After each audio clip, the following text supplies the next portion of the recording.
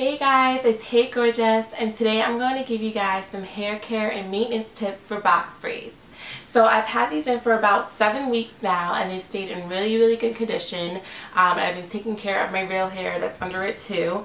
So I just want to give you guys some tips that I've learned and some things I've been doing to maintain both the box braids and my actual hair that's under it to make sure it's staying healthy and taken care of. So the first tip I'm going to give you guys is on moisturizing, and we all know that is the #1 most important thing with natural hair. So even though it's in a protective style, we still have to make sure we're taking care of our actual hair that's under the braids.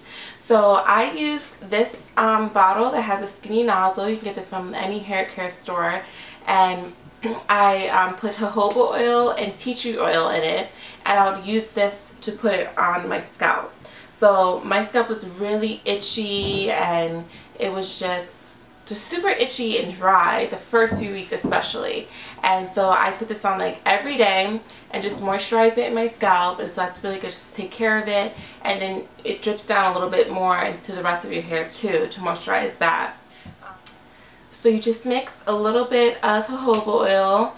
I put it up just a little bit because it's just for my scalp. And then I put a few drops, only about 3 drops of tea tree oil because it's very potent, and put that in and just mix it up, and then literally just put it all over your hair. And that's what I did. I put it all over my scalp and moisturize it in, and that was really good, especially in the first few weeks when my hair was just super dry and tender from being so tight. So this is something I very highly recommend. It's really good for maintaining your hair.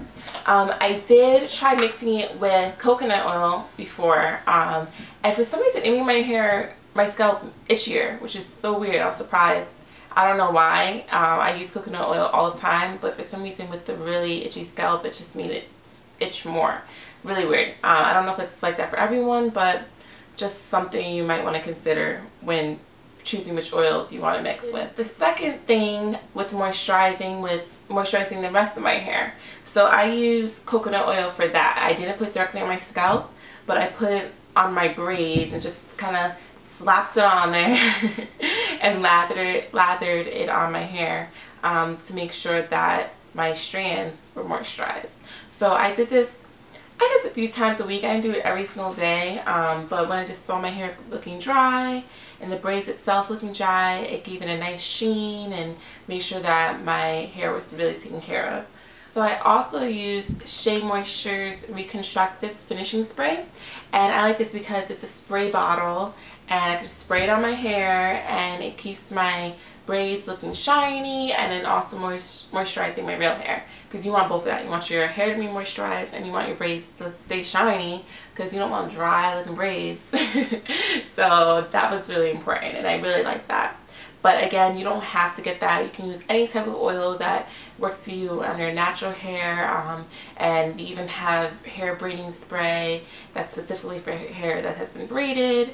There's so many things out there, so just go out there and experiment, and don't spend too much money. Don't be a product junkie and get a million things, but there are a lot of great oils that you have, and probably even ones in your house. Even olive oil works good. So experiment and just make sure you're moisturizing your hair. Like I said, very important. Okay, so the other thing I want to talk about is cleansing your hair, which is another really important thing.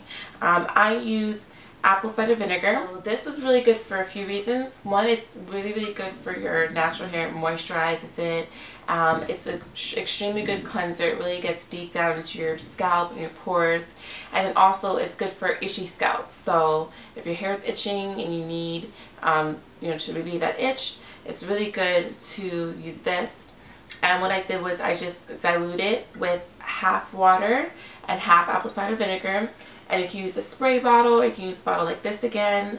I use this because I wanted to make sure I really got in between the braids.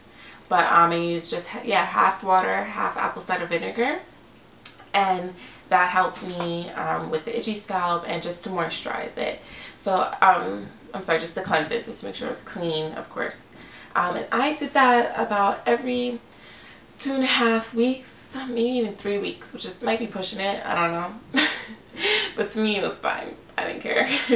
It didn't seem dirty or anything, so 3 weeks I think is a decent amount, even 2.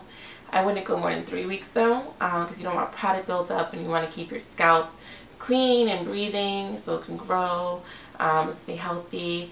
But this is definitely a very good way to cleanse braids and make sure you're really getting that moisture to your hair too.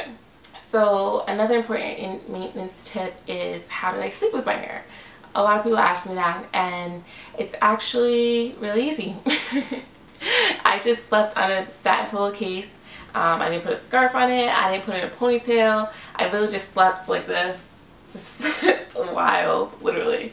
My hair was like always all over my head when I was sleeping and everything, because I just want to sleep freely and comfortably. I'm one of those. I need to sleep comfortably.